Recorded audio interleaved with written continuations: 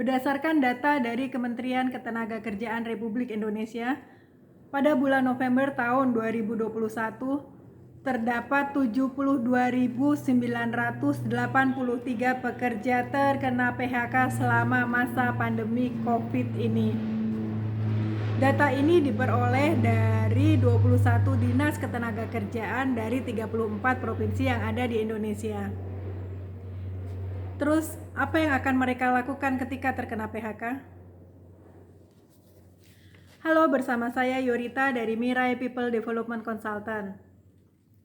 Di tahun 2022 ini, seperti kita lihat di tahun macan ya, kita ngelihat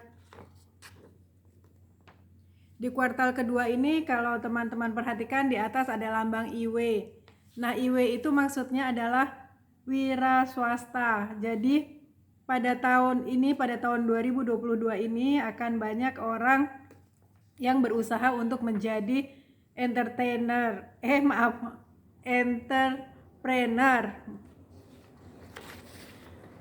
Akan banyak orang yang berusaha untuk menjadi pengusaha atau orang yang mempunyai usaha sendiri, berwira swasta, entrepreneur, seperti itu.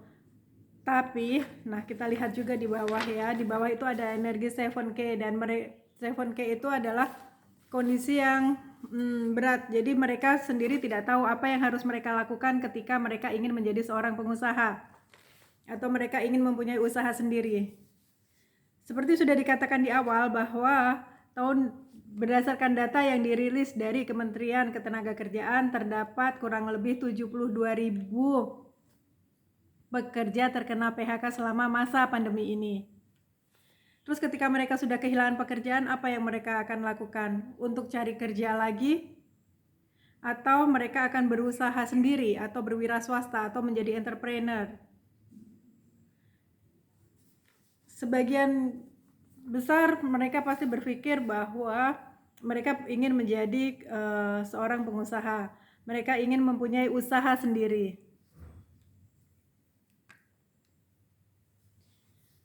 Menjadi seorang pengusaha atau menjadi seorang entrepreneur itu sesuatu yang bisa dipelajari. Jadi bukan suatu anugerah khusus kayak gitu ya. Tapi itu sesuatu hal yang ketika kita mau berusaha itu pasti akan ada jalan untuk menjadi seorang pengusaha. Akan tetapi karakter seperti apa untuk bisa menjadi seorang pengusaha yang sukses? Itu yang perlu dipahami oleh teman-teman. Secara alami kita dianugerahi kemampuan tersebut. Ada orang-orang tertentu yang memang secara alami dianugerahi kemampuan untuk menjadi seorang pengusaha. Nah, untuk menjadi seorang pengusaha itu sebetulnya yang dibutuhkan yang paling utama itu apa sih? Berdasarkan pengalaman saya mengamati orang-orang sukses atau pengusaha-pengusaha sukses itu ya, untuk menjadi seorang pengusaha sukses yang dibutuhkan adalah kegigihan atau persisten, orang yang nggak pantang menyerah. Nah, orang yang tidak pantang menyerah ini ada di orang-orang yang terlahir di natal chartnya itu. Kita bisa kalau dibaca ya, itu kan ada yang disebut dengan natal chart. Nah, di natal chartnya itu ada energi yang disebut dengan yang wood, yang fire, dan yang metal. Orang dengan energi yang wood, yang fire, dan yang metal ini secara alami dia mempunyai kegigihan. Dan untuk menjadi seorang pengusaha sukses, itu yang dibutuhkan adalah kegigihan. Dia pantang menyerah ketika ada badai, topan, apapun yang terjadi dalam kehidupannya, dia tetap pada pendiriannya, dia tetap pada keinginannya untuk membangun usaha tersebut. Nah, yang dibutuhkan adalah kegigihan. Dan yang namanya pengusaha, kita tidak usah berpikir langsung mempunyai usaha yang besar kayak gitu. Dimulai aja dari yang kecil. Saya punya seorang teman ketika saya menyelesaikan S2 itu sekitar tahun 2000-an ya. Nah, pada sekitar tahun 2000-an itu teman saya menjadi guru les privat untuk anak-anak SMA yang kesulitan untuk belajar matematika, fisika, kimia, 3 bidang tersebut. Untuk anak SMP SMA kalau nggak salah ya dia. Dan pada saat itu, pada tahun 2000-an itu ya, saya S2 itu kan tahun 2003 sepertinya ya. Tahun 2003 kayak gitu. Penghasilan dia dari guru les privat tersebut itu bisa menghasilkan 9,5 juta pada tahun 2000-an itu dengan dia berusaha untuk menjadi seorang guru les privat anak SMP atau anak SMA yang kesulitan untuk belajar matematika, belajar fisika, dan belajar kimia. Dan itu pun entrepreneur ya, kan dia berusaha sendiri, dia tidak bekerja di suatu tempat. Dengan kemampuan yang dia punya, bahwa dia pandai di situ, itu sudah disebut dengan entrepreneur. Jadi kita nggak usah berpikir kalau saya pengen jadi entrepreneur, saya pengen menjadi seorang wira swasta, pikirannya harus langsung yang gede kayak gitu ya. Aduh, usaha apa nih, harus dengan modal yang banyak dulu kayak gitu. Aduh, kurang modal, aduh pengen usaha ini tapi saya ngerasa saya kurang modal, seperti itu. Siapa yang mau modalin, saya mesti join sama siapa ya? Kenapa nggak dimulai dari kemampuan apa yang kita miliki?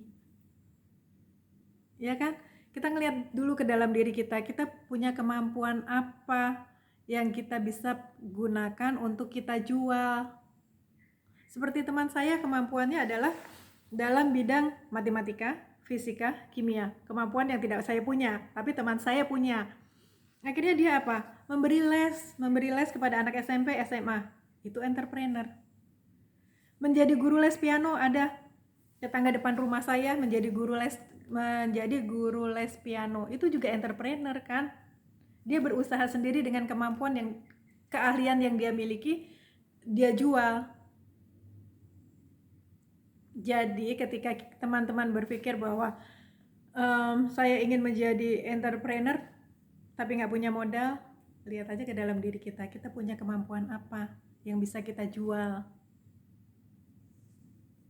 ya kan? Dari situ aja dulu, nggak usah terlalu mikir yang besar. Seiring perjalanan waktu kan nanti juga berkembang. Itu teman saya juga tadinya awalnya cuma 1, 2, terus akhirnya temannya itu memberitahu guru les saya les dengan si A, seperti itu. Akhirnya kan dari teman-temannya itu menjadi banyak. Tahun 2000-an aja dia sudah punya penghasilan 9,5 juta. Itu waktunya fleksibel lagi, dia yang mengatur. Itu contoh untuk menjadi seorang entrepreneur. Atau zaman sekarang kan marketplace itu ada ya. Saya memperhatikan bahwa kita bisa menjadi dropship. Kan bisa juga dimulai dari situ untuk menjadi entrepreneur. Pelan-pelan aja dulu dari situ. Dari kita jadi dropship itu dengan kegigihan, kan otomatis kita bisa mengembangkan bisnis kita. Telaten, gigih. Saya ada contoh pace dari orang kaya di Indonesia. Tadi saya sudah katakan bahwa orang-orang yang terlahir dengan elemen yang wood, yang fire, dan yang metal, itu 3 elemen tersebut secara alami dia mempunyai kemampuan untuk gigih. Itu yang diperlukan untuk menjadi entrepreneur. Dan saya akan memperlihatkan kepada teman-teman sekalian pacenya dari Bapak Robert Budi Hartono, orang kaya nomor 1 di Indonesia. Bapak Robert Budi Hartono, saya search di Google itu Beliau kelahiran 28 April tahun 1941 ya. Aduh, saya nggak pakai kacamata. Dan ini pacarnya Bapak Robert Budi Hartono ya. Di sini kita bisa melihat bahwa beliau mempunyai karakter untuk menjadi seorang pengusaha sukses, yaitu yang metal. Teman-teman bisa ngeliat nggak ya? Ini di atas ini kan, di natal chartnya ini ada di atas nih, ada elemen yang metal. Dan beliau menjadi seorang pengusaha sukses, menjadi orang kaya nomor 1 di Indonesia. Bisnisnya apa saja? Search di Google. Salah satunya adalah jarum ya, pabrik rokok. Nah, itu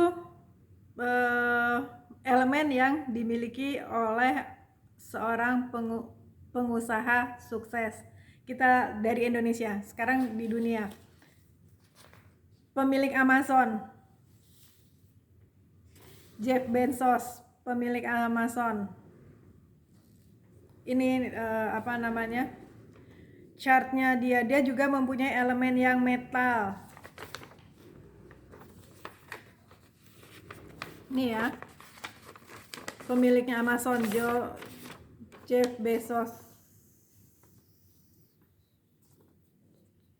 Kelihatan kan nih teman-teman? Secara alami dia memang orang yang gigih. Jadi untuk menjadi seorang wira swasta entrepreneur itu yang harus kita miliki adalah kegigihan. Kemudian Elon Musk, siapa sih yang nggak tahu Elon Musk, iya kan? Ketika X-Space-nya ya, yang meledak itu, dia kan tidak berhenti di situ, tapi dia tetap gigih memperjuangkan impiannya. Tetap memperjuangkan keinginan bahwa bisa ada pesawat dari perusahaannya dia bisa terbang ke luar angkasa. Dan apa yang dimiliki, elemen apa yang dimiliki? Tadi saya katakan bahwa yang wood, yang metal, yang fire. Kita lihat, ternyata Elon Musk mempunyai ketiganya. Gak heran dia bisa menjadi orang kaya nomor 1 di dunia. Dan ketika pesawatnya meledak, dia juga nggak give up pada impiannya gitu kan, tapi dia tetap berusaha memperjuangkan bahwa dia yakin pesawat dari perusahaannya itu, aduh maaf ya, ada ada pesawat lewat, bahwa pesawat yang meledak, yang peluncuran pertama itu, dia tidak menyerah, tapi dia tetap memperjuangkan apa yang menjadi impiannya. Kita lihat di natal chartnya, beliau mempunyai ketiganya. Beliau mempunyai yang wood, yang metal, dan yang fire. Nah, sekarang bagaimana kalau kita tidak mempunyai, secara alami kita tidak mempunyai kemampuan untuk gigih? Kuncinya cuma satu, keinginan. Apa yang menjadi keinginanmu? Itu. Apa yang menjadi keinginan saya ketika saya memulai usaha? Mau masakannya bisa masuk ke istana kah? Ya kan?